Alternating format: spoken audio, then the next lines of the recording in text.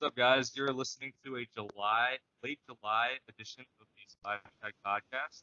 Today, I am joined by a friend of mine, Anant, and I've known him for quite some time actually, since high school. But I've been this last week was the season 2 finale of the HBO series miniseries Big Little Lies, and as I was kind of following the show. I saw him post a little bit on social media, and I realized like he was the first person that I knew that actually kind of followed the show the way I did, and was kind of keeping up every week and whatnot. And so today we're gonna talk all things Big Little Lies, how we felt about this past season, different character arcs, and maybe what HBO could do in the future. So without further ado, let me welcome on my guest, Anant. How are you doing, man? I'm doing well. Thanks for having me on. I'm so excited. Yeah, very, very, very excited to have you on as well. So I guess just to start, if maybe you could talk briefly about like how you kind of got hooked onto the show, and just I guess your overall viewing experience of Big Little Lies. Yeah, definitely. So I heard about the show when it first came out, I think in 2017, but I didn't watch it. I remember watching, I think it was the Golden Globes, and they kind of won every category they were nominated in. They won so many awards, and I knew this show was big. It was a mini series. I'd never watched it. It was always on my radar. I was just so behind on watching shows.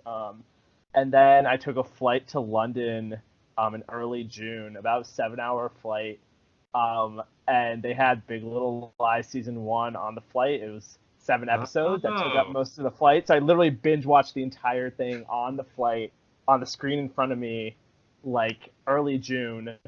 And like within 15 minutes of the first, actually within the beginning of the first episode, I was already hooked by like the intro sequence and that music. And then like within 15 minutes, I was like, yes, I'm gonna watch every episode right now on this flight.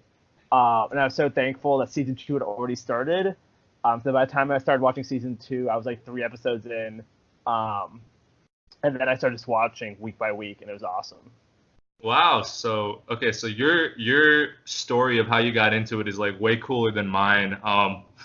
I I kind of I had it was a little bit like you where I didn't actually watch the first season as it was coming out. I had obviously heard about it, but Right.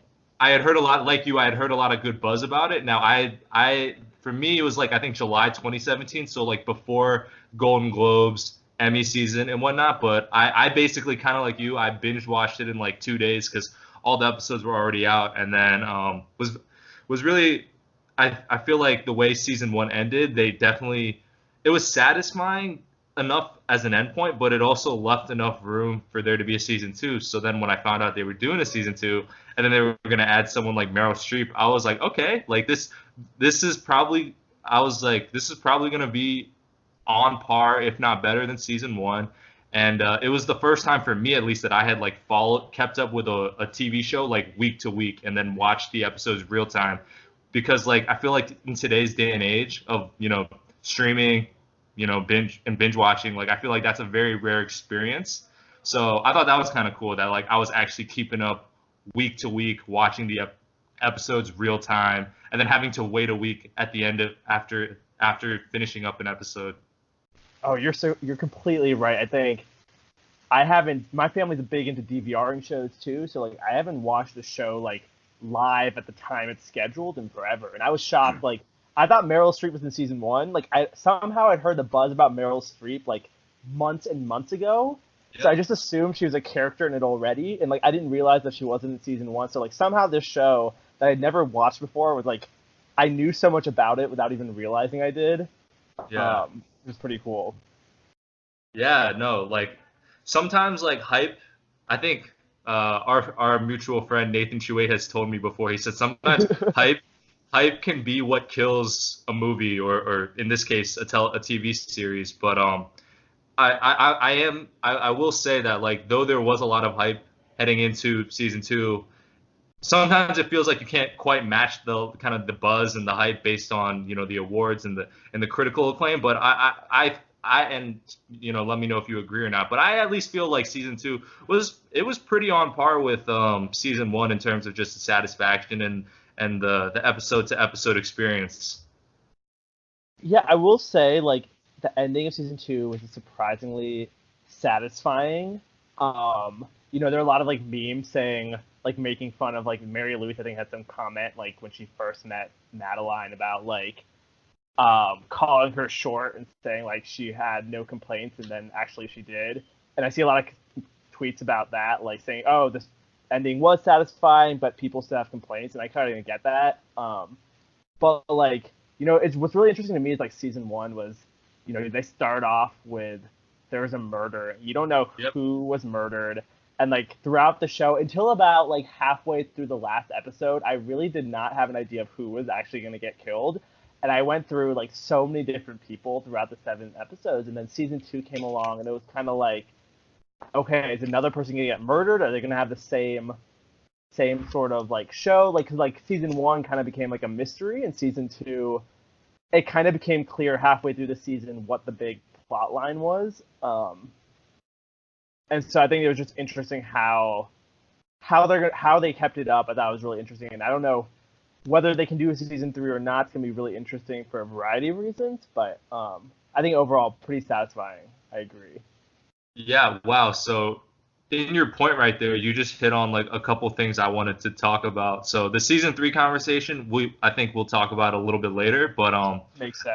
I'm definitely with you in that I thought it was really cool, I guess, how the general structure of the two seasons are so different, even though obviously, a lot of the tensions and the performances are still very strong and whatnot. But like you said, like I thought it was really interesting that this first season, it's a little bit of like a whodunit, and then the second season was a lot more about like, obviously there's the legal conflict, and then there's, the detective kind of on the five main characters kind of And sniffing their that's tail, so to speak. they Yeah. kind of like the first 3 episodes or 3.5 episodes until we got to the point where Meryl Streep's character, was going to.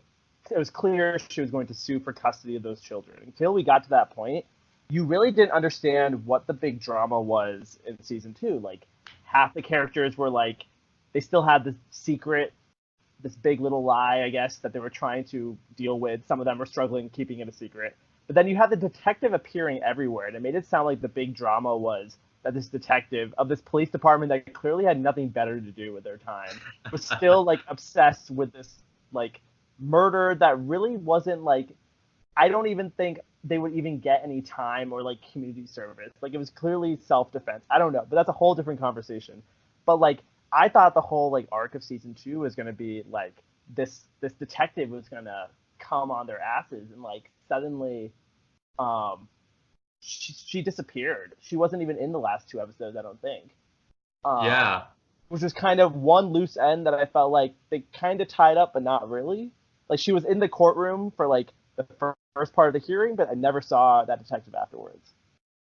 Yeah, that's a good. I actually didn't realize she was missing, like just missing in action for the entire last episode. But that is a good point that you bring up. Where it really, I agree with you. It did seem, I don't want to say unbelievable, but it did seem a little weird that like the detective seemed so determined in the first couple of episodes that it seemed like they were really kind of hyping her up to be the main Especially when antagonist. when she appeared in the hospital. Yeah.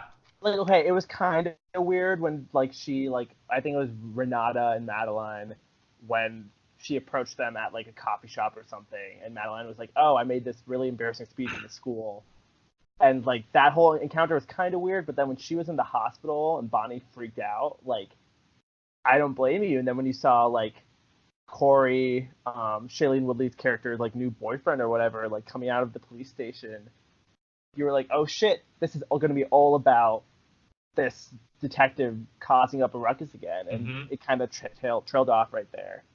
Yeah, definitely.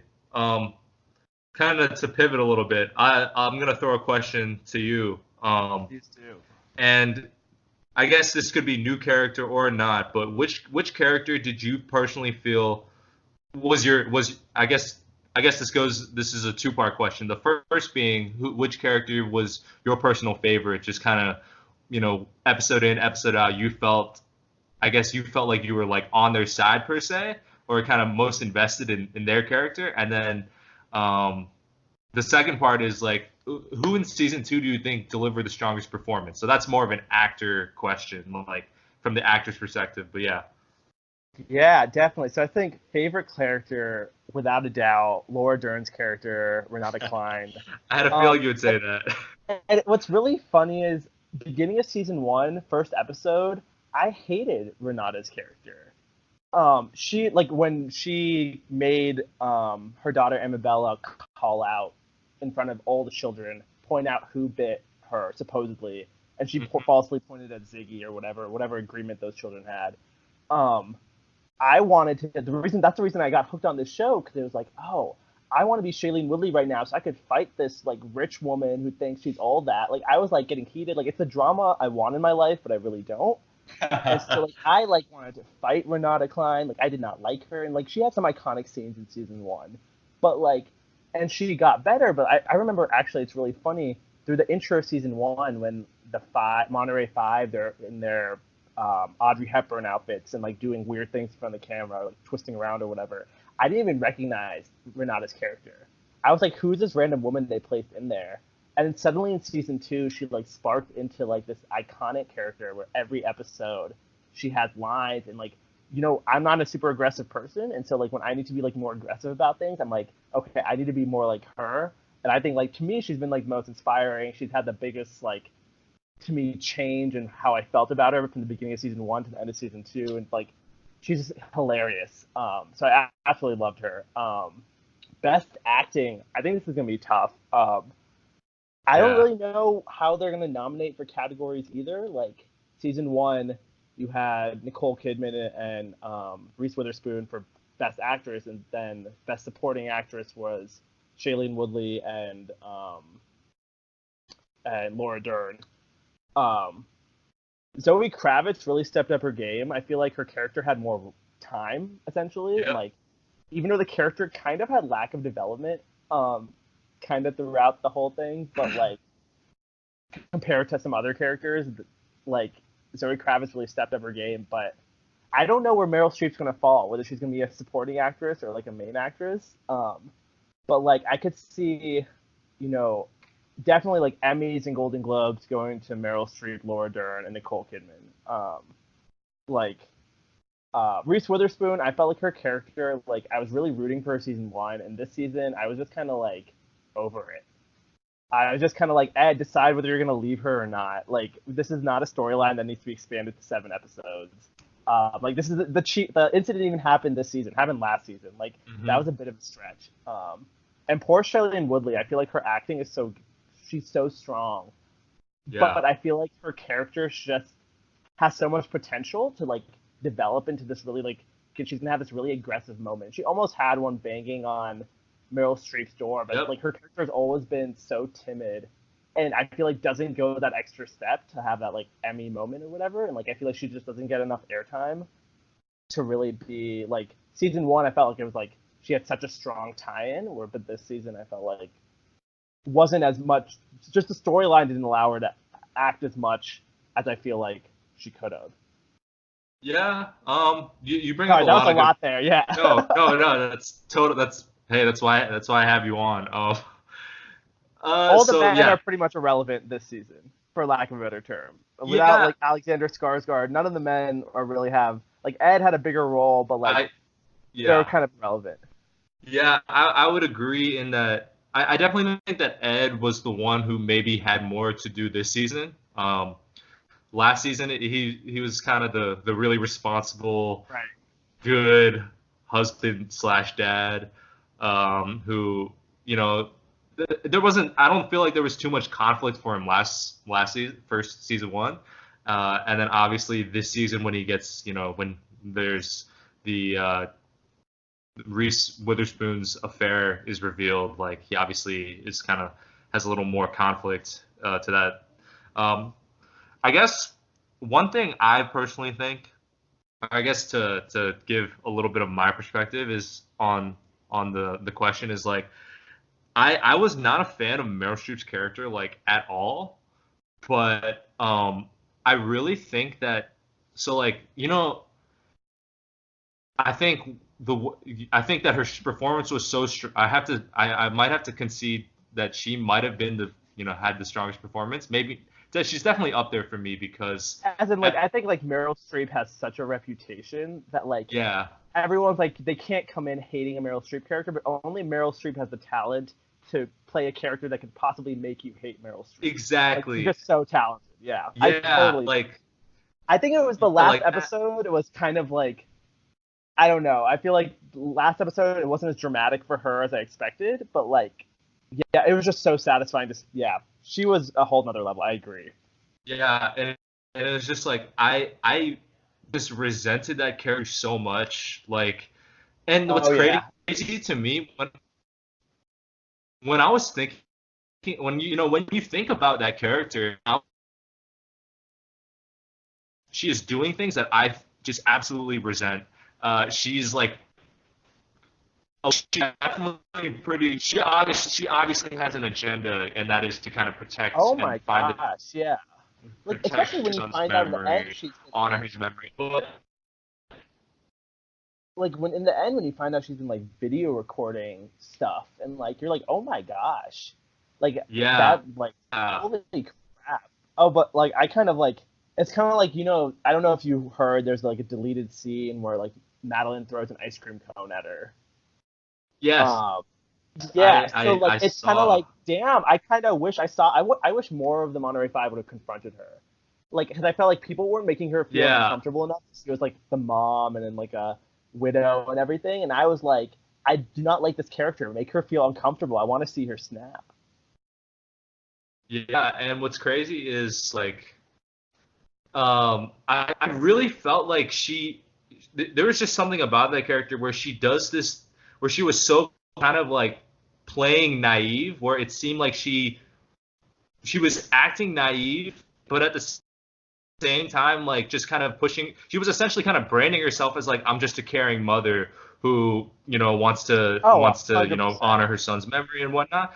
But and it's just like but then behind the scenes, and obviously we as viewers we see this, but like behind the scenes, she's actually doing all sorts of So pretty I have a questionable question stuff. for But you. then like in court, yeah, Like clearly, like she's like, it's very easier to see her as like devious and everything. Like I agree completely. But do you think that her character as Mary Louise, do you think she actually believed she was doing the right thing? Like she was actually doing the right thing for those children, and she was actually like okay, she was partly right in that that her son did get murdered technically, or like yeah. didn't die by like falling or whatever. But do you actually believe like she was like had good intentions, or like was she just trying to replace basically her own two dead sons um Nicole Kidman, Celeste Wright's son? Sorry, I'm blanking on names, but like, did she actually Yeah. have good intentions or not? Okay, that's where She that's held where her it's a story little till the very end that she wanted to give yeah, those children back to her eventually. It's kind of shocked me. She never got aggressive. Like she should, it was kind of was like sad. yeah, I thought in the yeah. very last episode she I would drop mean, the storyline. I did too. I mean, I think early on in the season, I was thinking like, as much as I disagree with her and as as crazy as I kind of think she is, like early in the season, I kind of gave her a little bit of the benefit of the doubt, where I was like, okay, like maybe she really just does, from her perspective, when she has lost a son, and not like maybe from her perspective, she does think Nicole Kidman's character is like not well enough, and that she's doing the right thing for, her two grandkids.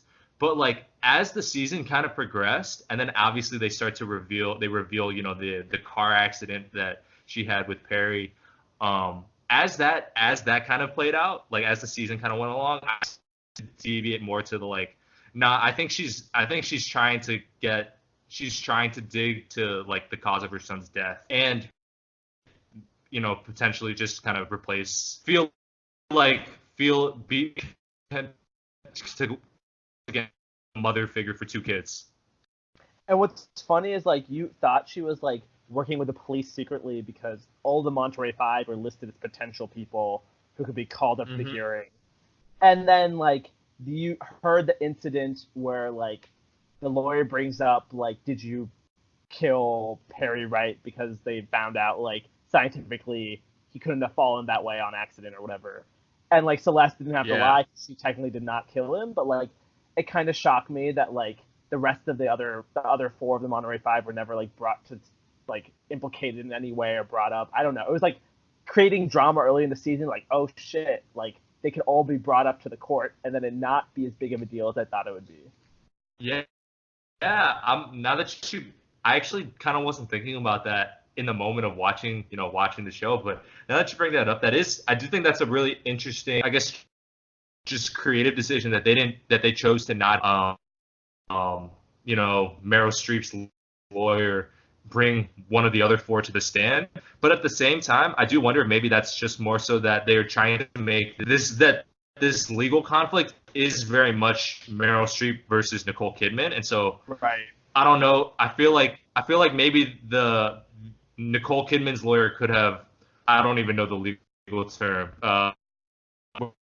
where she essentially just tell the judge that it was irrelevant to the case to bring up, say, like Reese Witherspoon's character, unless it was, her being asked about Nicole Kidman as like a mother, right? Like I feel as though if Reese Witherspoon was brought to the stand and it was like, did you shove Perry Wright? It would have been, they could have easily said not relevant to the case. I think at that point, you're right. That is true. Yeah, I guess that's just kind of how I would kind of in hindsight, how I think they would probably have kind of made that creative decision. But this another kind of curveball question to throw at you, because I was thinking about this the other day. What scene, or maybe I guess scenes in season 2 were like really, do you think were like the most, I guess, like tension filled and or like hard to watch, if you know what I mean? Yeah, I'd say season 2 in general, in terms of, not necessarily in terms of writing, but in terms of like, it wasn't, I'd say season 1 was a lot more of an artistic season, and artistic in like, some scenes were very difficult to watch, and I actually kind of missed some of these scenes because I learned, all like the HBO like sex scenes and stuff were edited out of the plain version that I saw, which was only like 2.5 minutes, but I did miss like one, I guess, like brutally, like somewhat violent sex scene from season 1. And then in season 2, I was watching on like my HBO subscription and I realized, there's really nothing like necessarily like sexually brutal as in terms of like season 1. Yep. It doesn't happen as much. But in terms of like, even with season 1 in general, I felt like it was a lot more artistic too, with like Shailene Woodley's character, like having those jogging scenes with like the gun, and like there's just a lot more artisticness. I don't know if that's a word. Art. And even like that last scene, which we saw repeated, the shoving scene, we saw repeated like a million times, but like the last 10 minutes of season 1, I can rewatch over and over again. Like that's absolutely beautiful. But like in season 2, like obviously the courtroom scene, like I haven't rewatched it, but like, it's kind of the scene that you're waiting for, and like that was obviously like a very powerful scene, especially seeing Celeste go at Mary Louise. I think that was like a triumphant, feel-good scene, but it was also tension-filled, and it brought up like a lot of surprises. So I think that was like one very tense scene. Obviously, there were the scenes where you didn't know what was going to happen next, like where Ed was telling Madeline that like he didn't want a divorce, but it kind of sounded like he was going there, when it looked like Bonnie was actually for real going to murder her mother, but she just jumped into bed next to her. So like there was some like false tension sort of put in there, but like there were some good cliffhangers. I'd say they're very like that episode, I think it was the 5th episode, when Ed was at a bar with the theater director. Yeah. And then the theater director was in the background too, which was like, I was like confused, like, is this some sort of threesome, or is the wife punishing the theater director by making him watch her flirt with other people? That combined with Corey coming out of the police station and Bonnie watching that, like, that there was a whole lot going. That was like a really good cliffhanger. But Yeah. like I wouldn't say I felt like just this season in some ways was less artistic. I wouldn't say there were as many like super tense scenes. Um, I guess like there were some things like the baseball bat scene was like iconic, but it was like pretty interesting. Like I guess in a way we don't know if Gordon Klein is actually alive. Like did he have a heart attack after that bat hit him? Who knows? Maybe Big Little Lies will be the show Yeah. where a husband dies at the end of every episode. Every season. We don't know. He's probably still alive though. But like that was good. I think they tried to make up with more of those iconic Laura Dern scenes, which were good. Like it was nice. It was refreshing to see her and Mary Louise in the coffee shop. But I really wouldn't say like nothing. I feel like as like moving as season one. I felt like, Sure. and I think there might have been some So director changes or some sort of changes in the creative team. I'm yeah. not sure. Yep. There was. I, I'm pretty sure. Actually, you know what? I'm just gonna Google this. Yeah, no. So yeah, Season go on. one I'm gonna go ahead and Google. Yeah, season one and season two had different directors. I'm looking at it right now. Okay. Yeah. Okay, cool. That's what I thought. But if I remember correctly, it's like they have the same director for the whole season, right? Right, correct.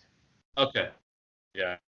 As in, of course, Okay, I no, think that's like they're as in like season one had a different structure than season two as well, so like it's hard to compare. Yeah. Yeah. Three. Okay, I have 2 points and a question.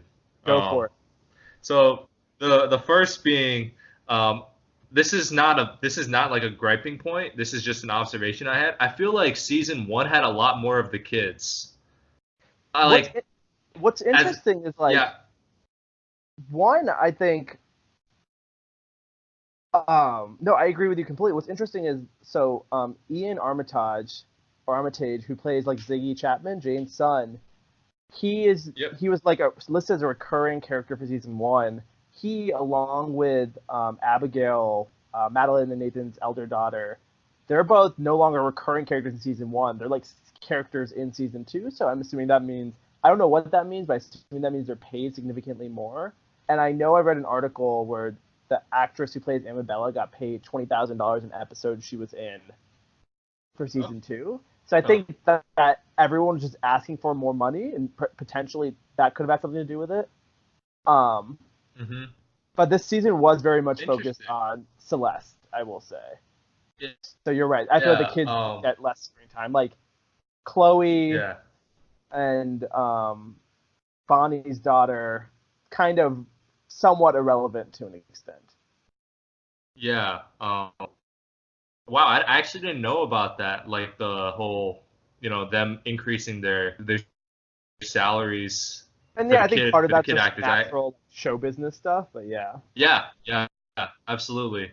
Yeah, because I don't know. I mean, this is like, I don't even know if this was super relevant to the plot, but like I just remember in season one, I just remember like seeing the kids a lot more. I remember there was that scene there was that like quick subplot where Abigail was like bidding her virginity online, and then like kind of came and went. And then like this season, it starts off with her like, I don't want to go to college. I want to like do nonprofit work. That and then, was like, one of like the big plot lines. Like, is Abigail going to college? Like, no one knows. And then it just kind of dropped. Like, I don't remember it being much of a discussion after like maybe episode 3. I might be misremembering, but I just don't remember hearing much. Kind of after Abigail accidentally let Ed know that Alan cheated, Abigail kind of didn't really come back except for the wedding ceremony. I don't think they really had that much more. Yeah. Because I think season 1 was also a lot more focused on like parenthood. And like also part of it was kind of like through I'm sure most people through half of season 1 at least thought one of the kids had died at that fundraiser. Like it wasn't even clear to me that I didn't even realize the fundraiser kids weren't even at the fundraiser. So I assumed one of the kids died. And I almost thought it was like in the season 1 intro, only one of the twins are shown. The other one's blurry. So I thought that was because one of them actually died, and that was like a hint. Turns out it was just a hint towards like that was the one who bit Amabella, the one that wasn't shown in the intro. But Uh, oh, interesting. like all the children are shown in the season 2 intro. So Yeah. Okay. Um, but yeah, like I said, the smaller role for the kids wasn't that big of a deal for me. It was just something that I noticed. The second point I was gonna make was for me, I personally kind of it was I don't know if cringe is the right word, but there were times where I like kind of like I guess I'll say cringe. There were definitely times where I was pretty uncomfortable when Meryl Streep it's either when she's talking to Shailene Woodley or she's like talking about Shailene Woodley's character, where where she says like, oh, maybe you were mistaken with like my son's intentions and like and when and she like I don't know, it's those conversations between those two characters definitely kind of made me those for me at least, like I know like you said there weren't those like kind of physically oh no, brutal I like totally get what you're violent saying. sex scenes, but Especially like yeah, the last, like she said it repeatedly, but especially when she was like on the stand in court, and on she the spilled stand, the yeah. and I was like, holy crap, woman, like, are you serious right now? I think everyone kind of had that reaction. That's part of why I wish Shailene Woodley's character like like I wish there was more development in that she was more aggressive with Mary Louise in terms of like got more defensive, got more aggressive. Like I don't know, like I felt like she wasn't like reacting. Like I guess part of it's like not only is her character somewhat more timid, but also like what are you gonna do? But like I wish she kind of Hmm. stood up for herself more, and I would have liked to see that more out of Jane Chapman. Yeah, like I don't know, for like you said, like in the courtroom when Celeste asks Mary Louise about it, and then uh, they obviously bring up what happened to Jane, and then Mary Louise just so casually just like, oh, maybe she was just really mistaken, like yada yada yada, and you can tell like everyone especially like the four other characters, they're like so incredibly uncomfortable, and like I don't know, for me like those I guess Meryl Streep's character trying to rationalize it or maybe like play it off like not calling it for what it was, like those scenes definitely made me cringe a little bit just because it's like I don't care, I don't know, just like like me but the audience doesn't, but like I'm an RA in school, and so like in our training, they always tell you like one of the first things when someone tells you that they have been, assaulted, whether it be sexually or physically or whatnot, like the first thing you're supposed to do, you're never supposed to like put any type of onus on them. Like even regardless Oh of, yeah. how much of the truth they're telling you, it's like that is literally like the one thing you were told like not to do is to like put the onus on them. You know what I mean? And then it's just like, I don't know, like those, like I said, just made me like cringe a little bit. It's like, come on, like I get it. I mean, I know he's your son, but like, I don't know, like that's tough for me to. That's tough. Oh no, I agree completely.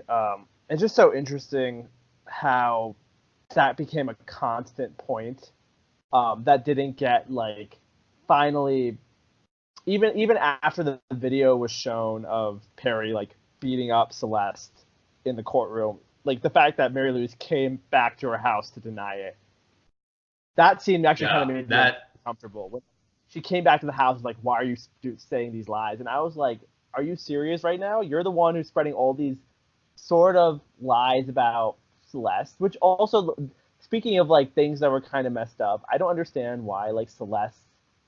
I guess she was like her like sexual history since Perry died was like of any like concern. Like I get like the the court was or the lawyer's trying to prove like a propensity for violence or whatever, but like I feel like she can hook up with as many people as she wants to. Like she's not. yeah, I don't.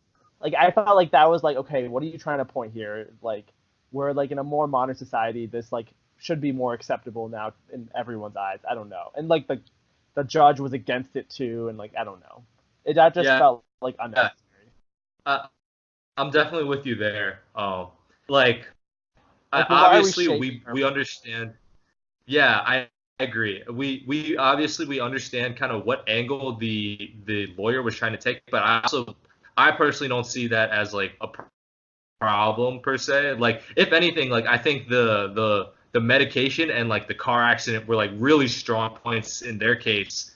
I don't know about the whole getting a whole private eye to like See, follow, that's what blew my follow mind. Nicole Like, Kidman around. one, anytime they were driving, I'm like, can you like change the scene? I swear, I think they're gonna crash. Like after two crashes in the show, I swear every character is gonna freaking crash because none of them look like they're driving, like paying attention. They all look tired or like drugged or something. But like beyond that, I was so confused because I knew so I knew there was the episode where she hooked up um, with the bartender, like because he was awake the Yeah. next morning. Then I didn't realize later on they showed another scene. I thought it was with the same guy, but turns out looking back, it was like a different guy she was hooking up with in the bathroom or whatever. But what really Yeah. confused me was like there were so many encounters, and I'm like, I feel like they were just kind of put in there to like they're like, oh, we need something more intense, so we're gonna put it in. Like I feel like I don't know if it was initially planned or like it's just something you didn't see coming, and I was just kind of like, I don't know. I feel like most people were cheering for Celeste, like yes, get over him, move on with your life, whatever. I don't know. It was just a weird, interesting point. Like I get why. Yeah, you're completely right. Yeah. That this that leads me to the question I had. Not Yeah, really yeah. related, but so was okay because you brought something up and I might have missed something, but so you know how there was that old classmate of Ed's that where it was implied, it wasn't even implied, it was at one episode at the end of I think maybe episode 5 it was implied, but then in episode 6 it's revealed like she is like trying to see if she can cheat with Ed. Was that the theater director's girlfriend slash spouse? Yeah, that was the theater director's wife. Okay, What was so her and Ed unclear were is like like that former classmates. I actually don't know. Maybe I think so, or like because there's always weird tension with them, even in season one. Like Ed never understood why this woman was old. Even like I think they were at the benefit, and like Ed didn't understand why or the fundraiser this woman was staring at her so intently, and then Ed eventually put it together like, oh, this woman's staring at me because she knows that my wife cheated with her husband. Um, Hmm. but like I don't know. They might have known each other beforehand. I guess it's a small town, anyways. But like, Yeah, yeah, it's like that was the whole subline that was or plot line that was supposed to like trying to seem like something big, but not really. And it was unclear. Like I think her husband knew about it and she was punishing him, or maybe he didn't. I was just very confused by that all, and it was never really fleshed out. yeah, yeah. I definitely agree with you there because like for me, I didn't even realize that. I didn't even realize that that was like she was the theater director's wife because like at least in season 2, like when they first get introduced, they made it seem like they like her and Ed were a thing in the past, kind of, and then I don't know, like the first thing he does is he comments on how she looks different, and then she's like, "Oh yeah, I got surgery for my Right. breasts," and it was like It I was was like very I like in other words, it was very yeah especially because it happened last season. Like I imagine like people probably did not make the connection, or it's like yeah obviously like I just watched the entire season one like a month ago, so like a month and a half yeah ago. So like, I clearly like was like instantly me, but I totally get that. Like I imagine some people probably did not realize who this was. yeah. That's I fall right into that boat. Like it was about almost 2 years since season 1 for me, so I was just like I just assumed it was like an ex girlfriend of Ed's, and then like you said, like later on they tie in the theater director and he's in the background as they're talking. It's just like I was that so that I was just kind of confused. So that's why I was just so okay. So was just getting clarification from you since you seem to kind of have Yeah. that subplot straight. Cool. No. Yeah. Definitely. Yeah. So earlier when we were talking, you brought up you said you mentioned season 3 and then a season 3, and I said I want to talk about that later. So I think now's that time. So my question, the first question I pose to you is like, do you think there's even, or do you think there is room? I guess these are two separate questions. The first being, do you think there's kind of room for like a well done season 3? And then the second part of that question is like, do you think they should kind of try to continue, running it back? Yeah, those are good questions. Season 3, I'd say, I would love a season 3. Like, I didn't expect season 2, the very last scene. I didn't expect that to happen, partially because I think Renata mentioned this, and I think Bonnie mentioned this at some point in the last episode. But they kind of said we're done with the lie, and Renata's lie was, done with her husband lying to her, and she was over that. And I think Bonnie was done with lying to her mother, or no, done lying to her husband that she loved her or whatever. husband. Yep. And so that was kind of like, oh, haha, this is really clever. It's funny. It's like, haha, we're done lying, but we still have this one big lie. And then that last scene happened. And one, we don't exactly know what happened. It's like, yes, 100% we can infer, like, okay, they're going to, like, turn themselves in. But, like, in theory, we never actually saw that happen. So, like, one, it could be left open to interpretation. Beyond that, besides the fact that we don't know actually why they're at the police station, it could be a million different things. Like, they could easily construe that in a season 3. I didn't really think a season 2 could happen, and they kind of stretched this lie onwards. I thought there would be a new lie. Like, I thought every season would be a new lie. Like, I've never watched that show, Pretty Little Liars, so, like, I don't really know what it's about. But, like, from what I understand, it's like they have a new A every season, or, like, there's a new person who's A every once in a while or something. So I thought it'd be something like that. There'd be like a new Big Little Lie every season. That clearly wasn't what happened. They kind of just continued it on, which was enjoyable. But they can't do that forever, I guess. I think the bigger issue is, one, they left it on a satisfying ending. But I think the bigger issue is you have... Just think about the Monterey Five plus Mary Louise. Those 6 actresses, they're like, to get them free again the same time for filming is probably the more difficult part, I would think. Like, Meryl Streep, I think people, as much as people hated her character, I think people would love Meryl Streep to be back in some way. Yeah. Even though she was shown driving off away back to San Francisco or whatever. But, like, I think the harder thing, it's going to be hard to get Reese Witherspoon, Shailene Woodley, Nicole Kidman, Zoe Kravitz, Laura Dern back together. I think they'd all want to. I think they really like it. And I think, obviously, like, Adam Scott, everyone else, like, they're busy people too, but, like, I think that's going to be considerably more difficult, but I can't imagine it's also more than a few weeks of filming, considering that it's only 7 episodes so far they've done, and, like, not even everyone's needed for every scene. So, like, I imagine the commitment's not that great, but, like, I think that's going to be the bigger challenge, and I'm sure if they could come up with a season 2, I'm sure they could come up with some sort of season 3. But I feel like if there is a season 3, I feel like it wouldn't continue past season 3 unless they come up with a really convincing plot line. But they kind of ended season 2 in a way where, like, if they didn't continue, everyone would be happy. Yeah. So on that note, like, I have a feeling I can predict your answer, but would you personally, like, want to see these characters back for a 3rd season? What's interesting is, like, the Big Little Lies is a book. So, like, season 1 is, like, apparently the book to a T. I haven't read the book yet. Some people have told me I should really read the book. And I plan to at some point. But season 2, I think, was just, I think they got the author of the book to help them. But I think it was, like, kind of just they're writing new stuff. And so, like, I think I would like to see a season 3 just based on how much I enjoyed seeing this cast together and the characters, and, like, I think there's a lot more development they could do in some way, shape, or form. And, like, I want to see the coffee shop guy come back. Like, Corey, he's okay. Last episode, people always thought he was creepy. I didn't really think he was creepy until the very last episode, but, like, I kind of, like, missed the coffee shop guy. I want to see more development.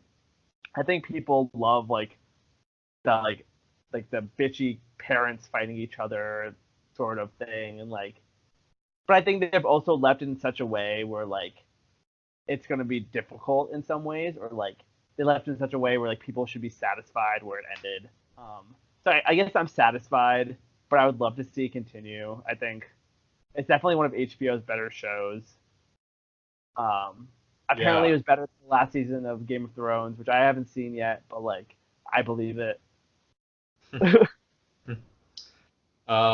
Yeah, so to kind of address what you were saying, I definitely, so my hunch, I thought that you were gonna say something along the lines of, I would love to see them back, but only if it's like the right, kind of story. Like as long as they're not kind of just like milking it out just to have season 3. You know what I mean?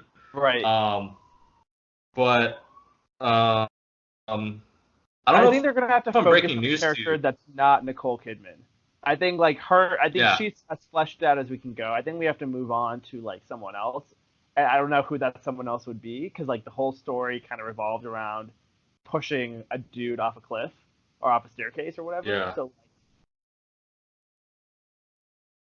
Yeah. Yeah. I don't know if I'm breaking news to you. It wouldn't surprise me if you already knew this, but I actually recently just saw there was some executive at HBO saying that they were looking into a spin-off. I did not know that. Oh my, that's really Yeah. interesting. I didn't read the details, but when I saw that, I mean, I don't know. There's a lot of different ways you could go. I mean, that's the whole idea of a spin-off. But obviously, that's not quite the same as like a season 3, you know? Okay, so apparently people, um, so yeah, I'm sorry, I'm skipping articles right now. Apparently, Nicole Kidman has said definitely there are ideas for season 3, but like it's just hard to get everyone together, including the kids. Yeah. But the author really wants to do a spin-off of at least the books. Um, but yeah, that would be cool. And like, it's really funny. I had like an aunt who visited Monterey area for a wedding, and she was like the Monterey Aquarium, and I freaked out. And like, I don't think she hasn't caught up on Big Little Lies yet. But I was just like, oh my gosh, someone's in Monterey, and like, I feel like Monterey's tourism's probably gone up quite a bit. But so I feel like there are a lot of different stakeholders who would love to see season 3. The author, Monterey. I'm sure everyone involved would like to see. Considering everyone came back for season 2, that means they all had a great time. Doesn't seem to be any drama behind the scenes. So Yeah. Uh, Hold up. Since you bring up Monterey and tourism, this is okay. This is gonna be a little off the rails. But I actually visit. So my dad used to live in San Francisco, and he always said that like his favorite place to visit, like kind of that was like far, like it was in the Bay, that was in the Bay Area, but not like in San Francisco, was Monterey. And so I think this was 8 years ago. I visited Monterey, and it's actually like one of my favorite. That kind of, I think I spent like 2 days there. It is actually like one of my favorite places that I visited, and the aquarium there is like by far the best aquarium like I've ever been to. that's awesome. It is. It's funny because It is Monterey really is one up of those there. places that I've heard about, but I never actually understood where it was in California. And then I was shocked to find Yeah. out it was closer to San Francisco than LA. And I think that was something a Yeah. little bit refreshing about this show. Like, yes, it was still rich people, but it wasn't it was more like, you had Laura Dern, like the CEO of a company, or like whatever she is. Like it was like more like Yeah. a little bit more like on like the San Francisco-y techie, like different kind of than LA sort of rich. And so like I kind of appreciated that a little bit more. Like Monterey was definitely a very like I Yeah. know that's what the story takes place, but I'm happy it was like they stayed true to Monterey, didn't go like to Malibu or something. Yeah. It definitely. I definitely feel like the whole rich parents being super, ambitious and protective parents, that they really could have elevated that if had it been in like a Malibu or like Palo Alto, like San Francisco. Right, because I think Yeah. like the kids are going to a public school. Yeah, Like I was yeah, debating that for a very long time. Like, is this I thought like in the beginning of season one, this was some sort of private school, and then it kind of hit me that I think this is a public school and it's just supposedly a really good one or whatever, which kind of surprised me altogether. That like people like maybe Celeste, maybe Madeline, but especially like Renata were sending her child to a public school. But like yeah. I think it is a public school. Yeah, I'm pretty sure it is. That is definitely like I wouldn't say a plot hole necessarily, but definitely something we're like, I don't know if that's super realistic, but yeah, I'm definitely with you on that. Because there's no way Jane Chapman could have afforded a private school, so I guess it has to be public. Yeah, But yeah, it's interesting.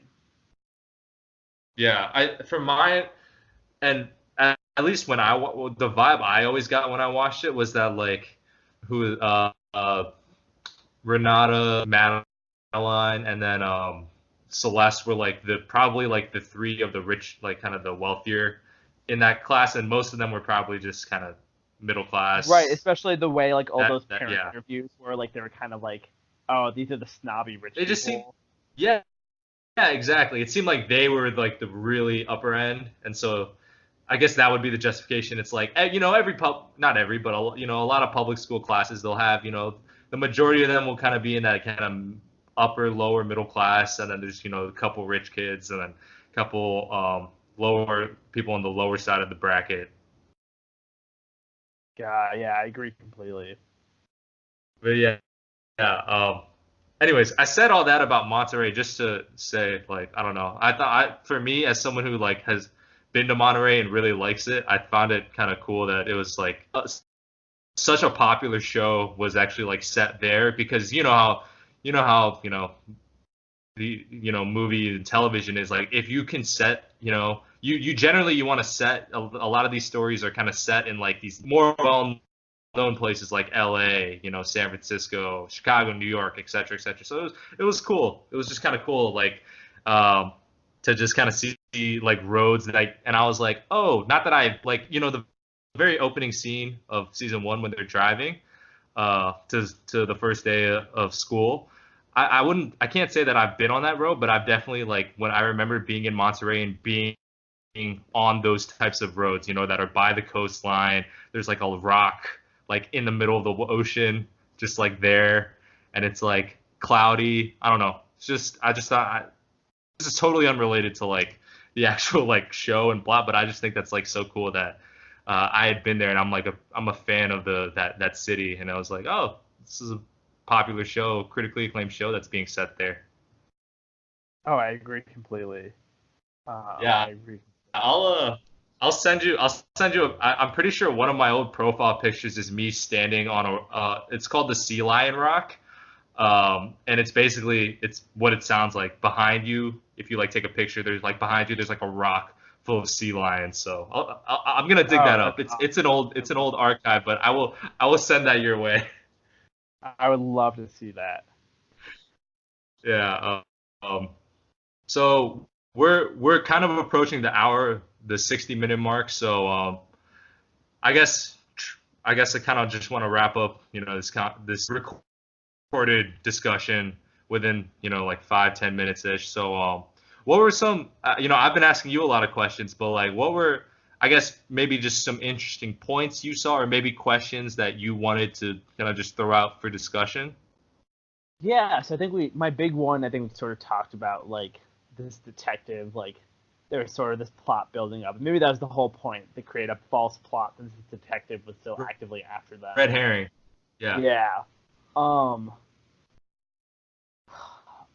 there are definitely some other things I've definitely noticed. I guess we also talked about, we don't know if Abigail's going to college or not. What else? Oh yeah, actually, there's one thing that kind of I read in a tweet, and I thought this was a really good point. So, in the entire show that I can think of, or at least like in the entire show of characters that weren't just like extras, there basically have only been three actors of color. Bonnie's character, Zoe Kravitz, Bonnie's mom, or I guess Bonnie's daughter also, and then the lawyer. And so, like, taking out Bonnie's daughter, other than Bonnie, the lawyer was basically absolutely useless. As in, I guess she was doing her job and doing it well, depending on how you argue it. But you could probably argue she was doing the right thing, but it wasn't what we wanted to see. But like, the lawyer Yeah. essentially was portrayed as incompetent for all the Celeste fans, and then Bonnie's mom was portrayed as abusive. So it's kind of like two of the three main characters of color were either like abusive or incompetent. It was just like the lack of diversity in the show. Like, it's like you can do better a little bit. And I know like a lot of people were upset. Like, I read a tweet, like, oh, like the only like fully black character in the show had to be portrayed as a stereotypical abusive mother. And like, regardless whether like that's a stereotype or, I don't really have the qualifications to really unpack that tweet, but like, it just brought up a good point where like, okay, there could be some more, maybe more efforts of diversity. And like, it's like, I know maybe Monterey, California, but it's also 2019. Like, I don't know.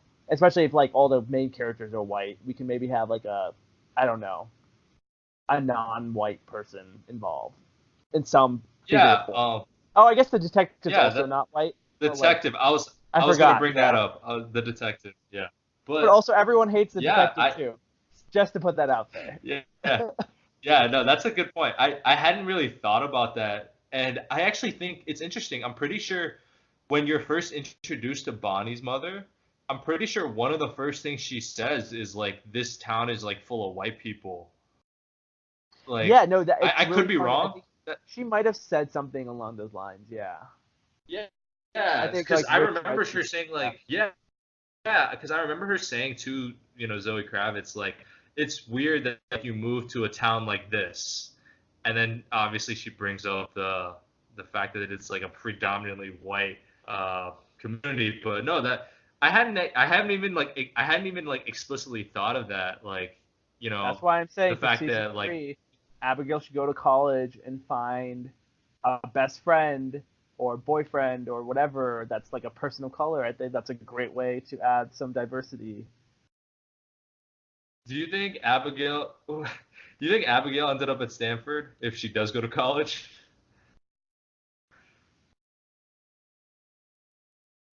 Um, I'm just having fun with this.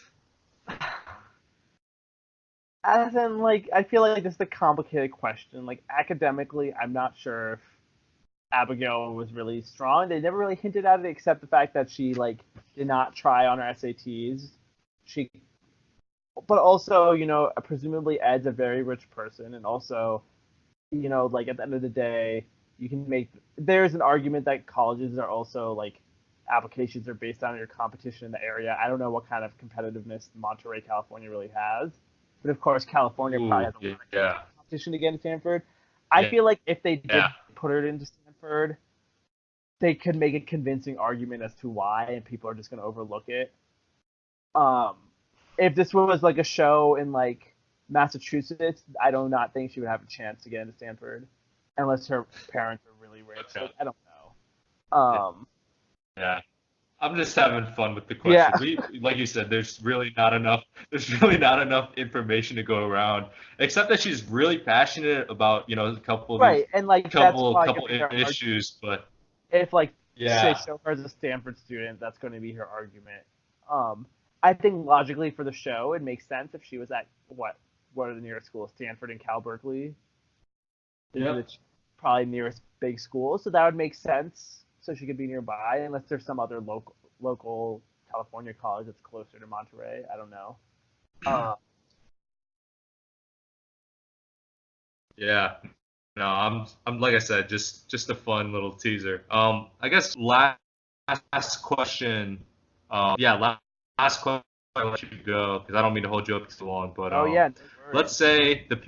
say the people at HBO knocked on your door and they were like, "Yo, you need to tell us like what the main the running plot line, what the plot thread of season 3 is. Go. Oh my What would you tell them? gosh. If it was like you get to construct season 3, Oh my gosh. really That's a good question. That's putting a you on really the good spot. question. Really putting you on Oh, okay. the spot. Yeah, I literally have no idea, so I'm gonna think really quickly.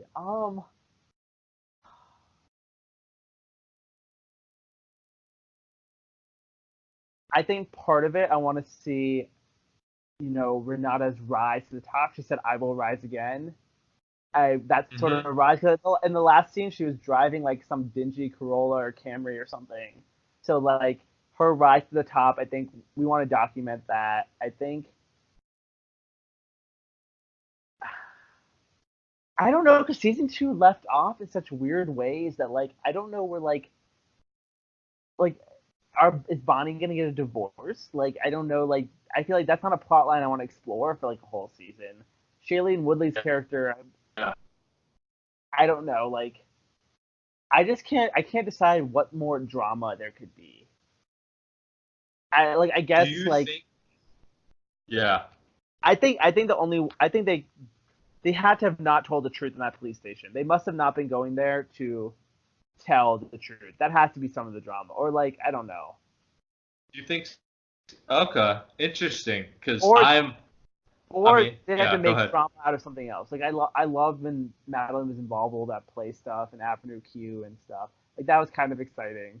But like I just don't know where the big season point will be. Other than I think Celeste's issue might be dealing with her sons and trying to make them not be abusive people.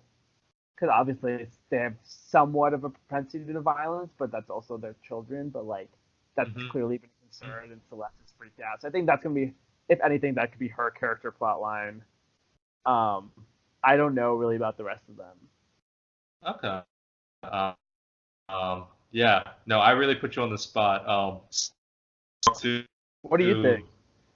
answer, yeah, my super impromptu response, because I didn't prepare for this beforehand, but this might be too easy and like obvious, and that's why I'm not a screenwriter and one of these people that makes these decisions. But my thought would be that they tell the truth in that police station, and there's going to be repercussions. Nothing crazy, like no one's going to jail for life, like nothing crazy Right. like that. But somehow, some way that so like I think my idea was that like the whole idea is like they're kind of like what the end of season 2 is, right? Like they're done with this lie, and that what I think would be an interesting turn is like by them telling the truth, they actually like make their lives worse, and then exploring the various tensions that might arise from that. Like low key, like I don't know, I feel like Ed would be like, what the fuck? Like I thought we all about like being transparent, and then like turns out you were part of this. You were the one that came up with the idea of like covering it up. I don't know. I just feel For like a that second, could kind I of thought permeate. Bonnie might have told her husband for like a split second at the end, I because I thought so all their phones were too. Yeah. ringing, and like Bonnie's husband, James Tupper's character, I think that's his name, actor's name, but like he was like, "I can drive you," and I was like, "Do you know where she's going?" And then I was like, "No, he's just trying to be supportive because he doesn't know what the hell else to do right now with all this information." Um, but it was really funny because like, yeah, so like I just don't know. Um, I guess they didn't tell anyone else, but yeah, I guess I feel like it could. I think that could be really interesting how it affects their lives with the truth. I think that's a good point. I think that would be actually really interesting. Because it would be like it would just be an interesting like flip flop, because it's like this whole time they're like trying to keep their personal lives together by like maintaining this secret, and then like they finally are do the right, quote unquote, do the right thing, and yet they think they fixed, it'll kind of like fix stuff, but it doesn't. Like I And I don't know, think I feel like that could be an the interesting repercussions dynamic. on the kids too, like we already saw like the incident where like they called um the bullies told Ziggy's dad that he's a rapist. Yeah, yeah, Like, what about now Bonnie's daughter? Like, you're gonna be labeled your mom's a murderer. yeah, You murdered your class. yeah, yeah.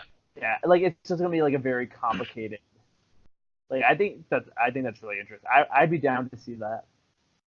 Yeah, I just think like the way things have played out, it's like you said, it's like a small, it's kind of a small town, but like obviously this kind of community, it's like it's a very, to say the least, it's a very tangled, like drama and tension-filled web. So there's definitely a lot of ways they could go that I think could still be like interesting and like not too predictable and like keep us on our feet. So like I guess we'll see. Like if they do break that like season 3 is like once if they do officially announce season 3, I'm sure I'll shoot you a message and be like, oh my god, this is happening. Like I would love to see that.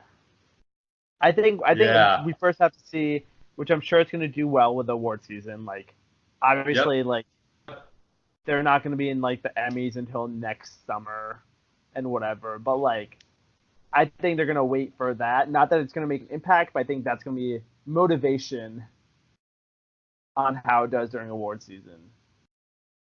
Yeah. That's Uh, yeah, that's a good point.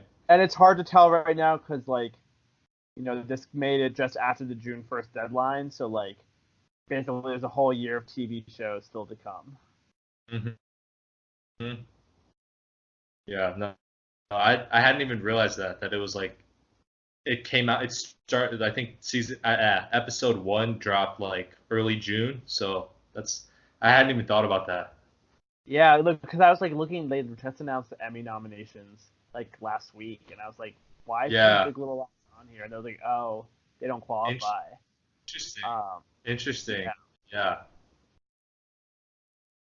Cool.